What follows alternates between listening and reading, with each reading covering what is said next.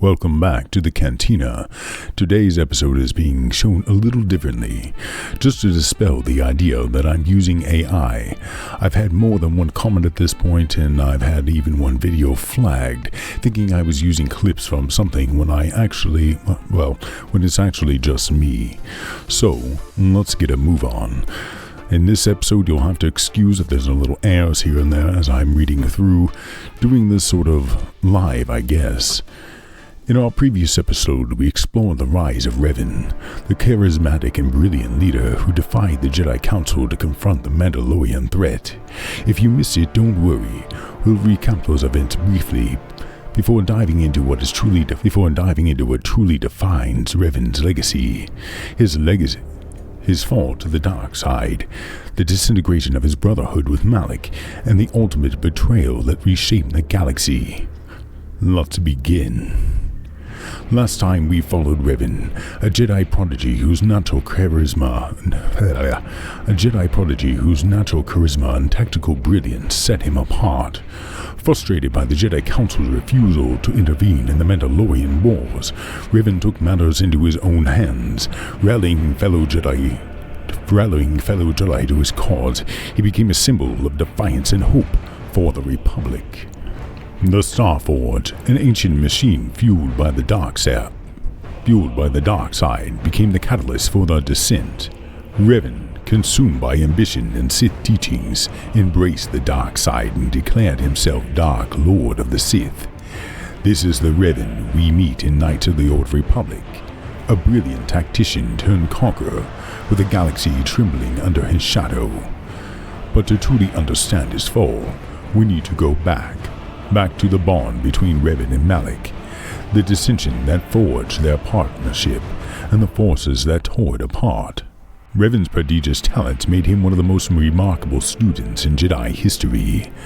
Multiple masters contributed to his development. Kreia, later known as Darth Trader, Revan's first master, nurtured his inquisitive mind and his willingness to challenge the conventional thinking, fostering the philosophical depth that later led him to defy the Jedi Council. Zar Liston, this Twi'lek Jedi refined Revan's combat and tactical skills, preparing him for his role as a battlefield commander. Dorak, a historian and philosopher, Dorak's teaching sparked Revan's fascination with Sith lore. Kavar, a Jedi Council member, Kavar guided Revan in combat and diplomacy, recognizing his potentials even as Revan's defiance grew. Each master shaped a piece of Revan's multifaceted brilliance, yet this diverse training also planted seeds of rebellion, as Revan began to see the Jedi Code as a limitation rather than a guide. Malak, born Alec. Oh my god, I'm not even going to try to pronounce that last name. Malak, born Malak, trained at the Jedi Enclave as well on Dantooine. Though his primary master is unknown, his path often intersected with Revan's. Malak admired Revan's boldness and depth, but where Revan sought knowledge and control, Malak leaned toward brute strength and decisiveness.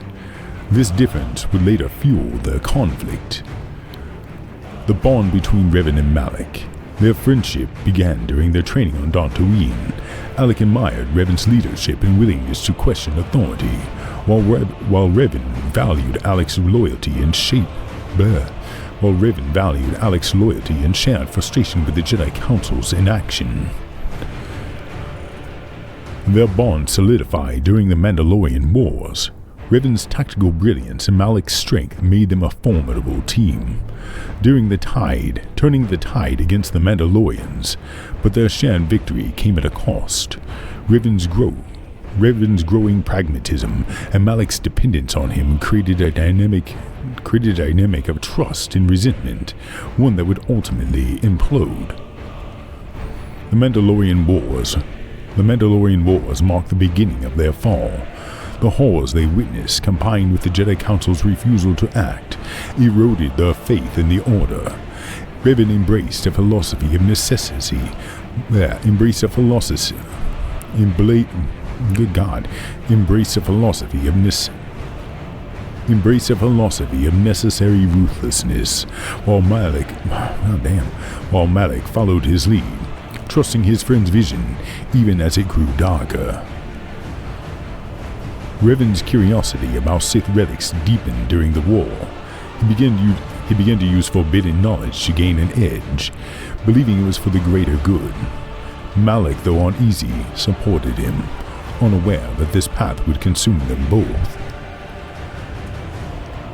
After the war, Revan and Malak ventured into the unknown regions, drawn by a mysterious Sith presence.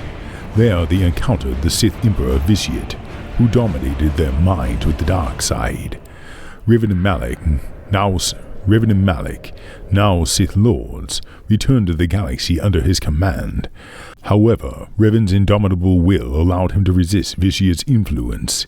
He began to use the dark side in the Starforge for his own purposes, believing that by conquering the Republic, he could prepare it for the true Sith threat. Malak, meanwhile, embraced his new role more fully. Resentment festered as he remained in Revan's shadow, his loyalty wavering. This tension set the stage for betrayal, a paradox of choices and manipulation.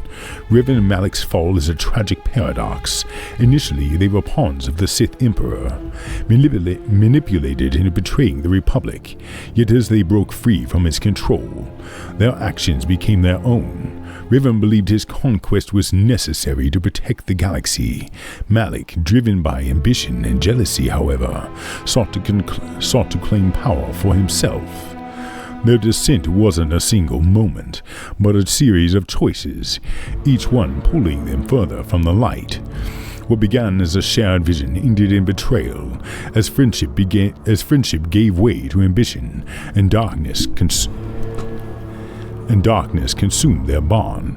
Revan and Malak's story is a poignant reminder of how even the strongest bonds can be fractured with ambition.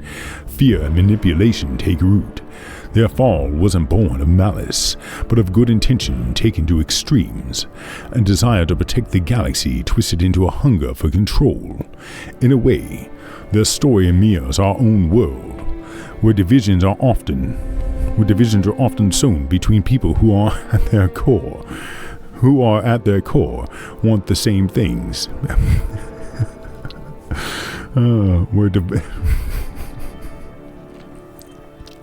When divisions are often sown between people who at their core want the same thing: safety, justice, and a better future. Brother is turned against brother, not out of hatred, but because the lines of communication and understanding are severed, often by forces that profit from the chaos. Yet Revan and Malak also teach us that